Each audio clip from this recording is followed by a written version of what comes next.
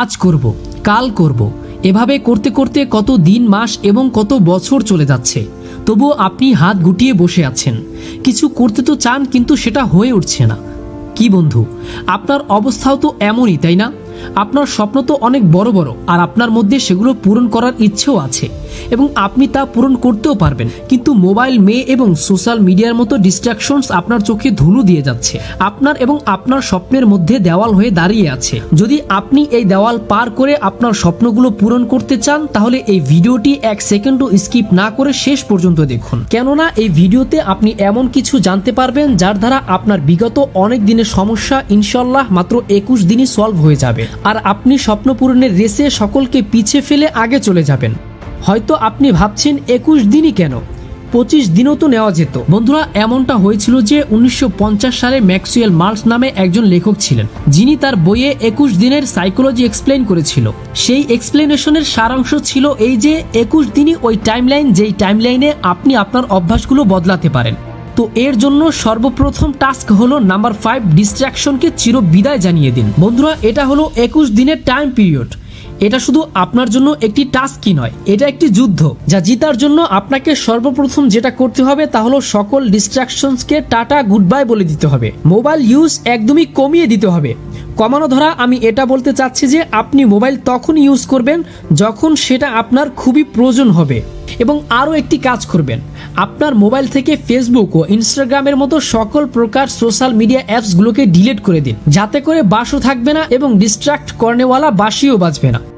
বন্ধুরা, এই সোশ্যাল মিডিয়াওয়ালা ডিস্ট্রাকশনসগুলোই আপনাকে আপনার স্বপ্নের পথে অগ্রসর হতে বাধা দিচ্ছে, আপনাকে আটকে রেখেছে, আপনাকে ফাঁদে ফেলে রেখেছে। যদি আপনি এই ফাঁদ থেকে বের হতে চান না, তাহলে আপনাকে এই ফাঁদ ভাঙতে হবে। জানি এটা আপনার জন্য সহজ হবে না, বারবার মোবাইলের দিকে হাত চলে যাবে, কিন্তু আপনার উইল পাওয়ার দ্বারা সেটাকে আপনার আটকাতে হবে।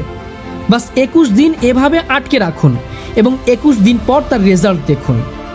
Number 4, wake up early in the morning. হয়তো আপনার এটা ভেবে হাসি পাচ্ছে যে স্বপ্ন পূরণ করার জন্য ভোর 5টায় কেন উঠতে হবে। তাহলে এই হাসির সাথে আপনার এমন প্রশ্ন স্টিভ জবসকে করতে হবে, কেননা যতদিন সে জীবিত ছিল এই সময় উঠত।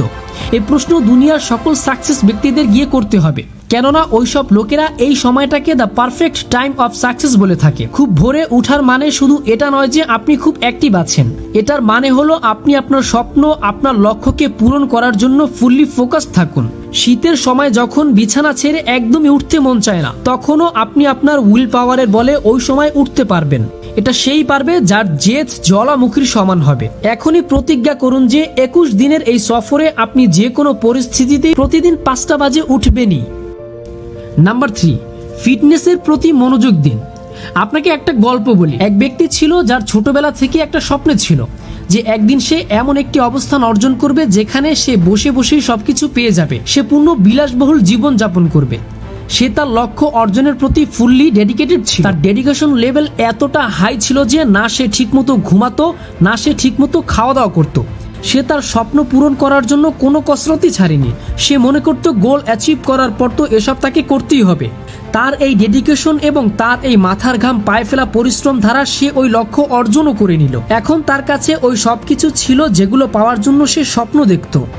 কিন্তু একদিন এমন হলো যে তার এই স্বপ্ন পূরণ করার এত বছরের পরিশ্রম নিমিষেই ছিন্ন ভিন্ন হয়ে গেল। তাকে এমন একটি রোগে ঘিরে ধরলো যার কোনো প্রতিকার ছিল না। সেই সময় তার রিয়েলাইজড হলো যে স্বপ্ন পূরণ করার সফরে তার শরীর এবং স্বাস্থ্যের প্রতি যতটা মনোযোগ দেওয়া জরুরি ছিল সে তা দেয়নি, যার জন্য এখন তাকে এভাবে খেসারত দিতে হচ্ছে। এটা বলার মানে বাস এতটুকুই যে স্বপ্ন পূরণ করতে গিয়ে এতটাও ব্যস্ত হয়ে যেও না যে যেই শরীরের জন্য এসব করছো তার অবস্থাকেই ভুলে যাও। এই 21 দিনে আপনাকে প্রতিদিন 5টা বাজে উঠেই কমপক্ষে আধা ঘন্টা মেডিটেশন এবং আধা ঘন্টা এক্সারসাইজ করতে হবে। এইভাবে প্রতিদিন কমপক্ষে 1 ঘন্টা বডি এবং ব্রেনকে শার্প করার জন্য দিতে হবে। নাম্বার 2, একটি ভালো অভ্যাস গড়ে তুলুন। স্বপ্ন পূরণের সবচেয়ে বড় অভ্যাস ছাড়াও আপনাকে একটি ছোট ভালো অভ্যাস গড়ে তুলতে হবে। আপনি দিনভর ঘরে বসে বসে সোশ্যাল মিডিয়ায় স্ক্রলিং অথবা অনলাইন গেম খেলায় অভ্যস্ত হয়ে গেছেন, তাহলে আউটডোর গেমস খেলার অভ্যাস গড়ে তুলুন। দিনভর রিলস দেখা এবং কমিক বুকস পড়ার অভ্যাস থাকলে 21 দিনের এই সফরে আপনি রোজ কমসে কম 1 ঘন্টা এমন একটি বই পড়বেন যার দ্বারা আপনার প্রোডাক্টিভিটিতে পজিটিভ ইম্প্যাক্ট পড়বে। নতুন কোনো স্কিল শিখুন। এমন অভ্যাস গড়ার দ্বারা না শুধু আপনি নতুন কিছু শিখতে পারবেন, বরং কি এর দ্বারা আপনার থিঙ্কিং পাওয়ারের উপরও একটা পজিটিভ ইম্প্যাক্ট পড়বে। এই অভ্যাসটি আপনাকে দিনভর এনার্জেটিক থাকতে সাহায্য করবে। কোনো ধরনের অজুহাত ছাড়াই 21 দিনের জন্য এটা আপনাকে প্রতিদিন করতে হবে।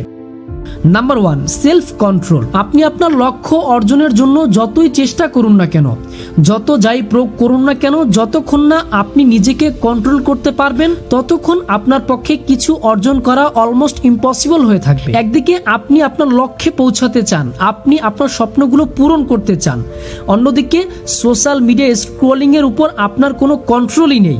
তাহলে কিভাবে আপনি কাজ করতে পারবেন এবং কিভাবে আপনি আপনার গোল অ্যাচিভ করতে পারবেন? আপনার লাগাম আপনার হাতেই রাখতে শিখুন। যদি মোবাইলের মতো ডিস্ট্রাকশনের হাতে আপনার লাগাম হয়, তাহলে এটা আপনাকে এমন ভাবে দৌড়াতে বাধ্য করবে যে আপনি চাইলেও কিছু করতে পারবেন না।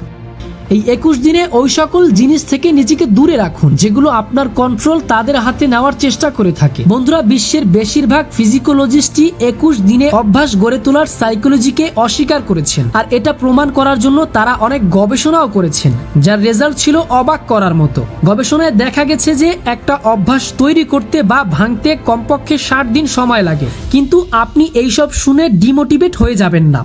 বন্ধুরা, যদি আপনি চান তাহলে আপনার অভ্যাস 21 দিনে কেন 10 দিনের মধ্যেই বদলাতে পারবেন। শুধু আপনাকে আপনার ইচ্ছে শক্তিকে ইনক্রিজ করতে হবে, আর এটা তখনই সম্ভব হবে যখন আপনার স্বপ্ন বড় হবে এবং আপনার মধ্যে সেই স্বপ্ন পূরণের তীব্র ইচ্ছেও থাকবে।